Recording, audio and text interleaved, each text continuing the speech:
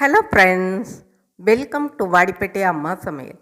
இன்றைக்கி நம்ம கிச்சனில் பார்க்க போகிற ஸ்பெஷல் ரெசிபி கேரளத்து ஸ்டைலில் பலாக்கொட்டை கிரேவி தாங்க பார்க்க போகிறோம். சும்மா அட்டகாசமாக இருக்குங்க. வாங்க பார்க்கலாம்.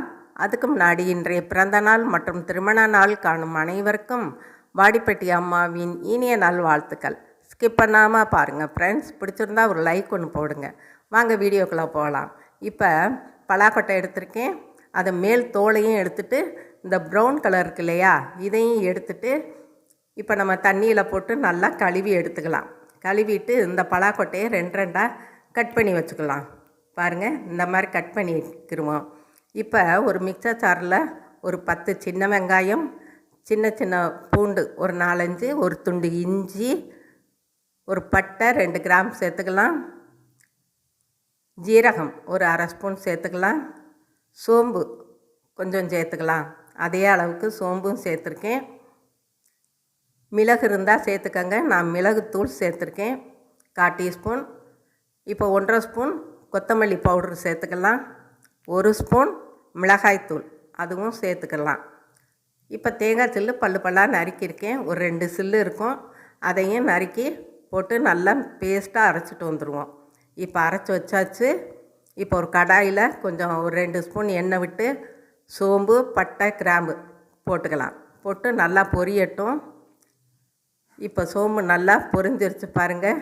இந்த ஸ்டேஜில் நல்லா ஒரு 100-150 சின்ன வெங்காயம் பொடியாக நறுக்கலாம். நறுக்கி அதையும் சேர்த்துக்கிடுவோம். பாருங்கள், நல்லா வதக்கி விட்டுக்கிடலாம்.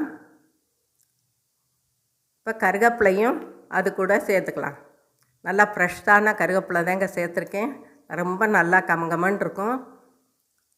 இப்போ வெங்காயம் நல்லா வதங்கிருச்சு. இந்த ஸ்டேஜில் தக்காளி ஒரு 2 பெரிய தக்காளி போட்டுக்கலாம். போட்டு அதையும் நல்லா வதக்கலாம். பாருங்கள், தக்காளி வதங்கிறதுக்கு இப்போ லைட்டாக உப்பு போட்டுக்கலாம்.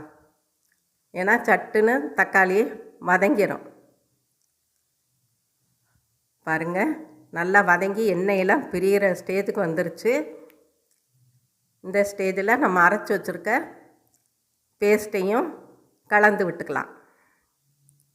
ஏன்னா நம்ம பச்சையாகத்தானே அரைச்சோம், அதனால் நல்லா கொஞ்சம் வதக்கி விட்டுக்கிறணும். அப்போத்தான் அந்த கிரேவி பச்சை வாடை இருக்காது. பாருங்கள், நல்லா இந்த எண்ணெயிலேயே தக்காளியோடு சேர்ந்து வதங்கட்டும். இப்போ மஞ்சத்தூளும் சேர்த்துக்கிடுவோம். சேர்த்துட்டு வதக்கி விட்டுக்கிடுவோம். இந்த மாதிரி நீங்கள் பலாக்கொட்டை கிரேவி செஞ்சால் பூரி, சப்பாத்தி, சாதம் எல்லாத்துக்கும் நல்லாயிருக்கும். எப்போ பார்த்தாலும் சட்னி, சாம்பார் இப்படி வைக்கிறதுக்கு நீங்கள் வித்தியாசமாக செஞ்சு சாப்பிட்லாம். பாருங்கள், இப்போ பலாக்கொட்டையும் அது கூட போட்டுடலாம். பலாக்கொட்டையில் நிறைய சத்துக்கள் இருக்குது, உங்களுக்கே தெரியும். சீசனில் நீங்கள் வாங்கி இந்த மாதிரி யூஸ் பண்ணிக்கலாம். அதையும் ஒரு நிமிஷம் நல்லா வதக்கி விட்டுக்குருவோம்.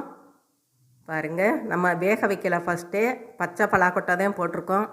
அதனால இந்த இப்போ மிக்ஸி கழுவுன தண்ணியும் சேர்த்துருக்கேன்.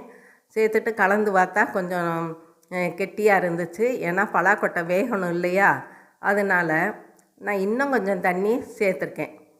அப்போத்தான் பலாக்கொட்டை வெந்து பூவாக இருக்கும், நம்ம சாப்பிட்றதுக்கும் நல்லாயிருக்கும். பாருங்கள், நல்லா கிளறி விட்டுக்குருவோம். இந்த பலாக்கொட்டையில் நிறைய டிஷ்ஷு செய்யலாங்க, விதவிதமாக. இப்போ நம்ம தேவையான உப்பு போட்டுக்கலாம். முதல்ல தக்காளி வதங்கும் போதும் போட்டேன். இப்போ கொஞ்சம் பத்தாமல் இருக்குது, அதனால் இப்போ கொஞ்சம் நான் சேர்த்து விட்டுக்கிட்டேன். இப்போ நல்லா கொதிக்கட்டுங்க. பாருங்கள், இப்போ நம்ம அதை மூடி போட்டு நம்ம வச்சிடணும். தீயை கொஞ்சம் ஸ்லோவில் வச்சுக்கலாங்க.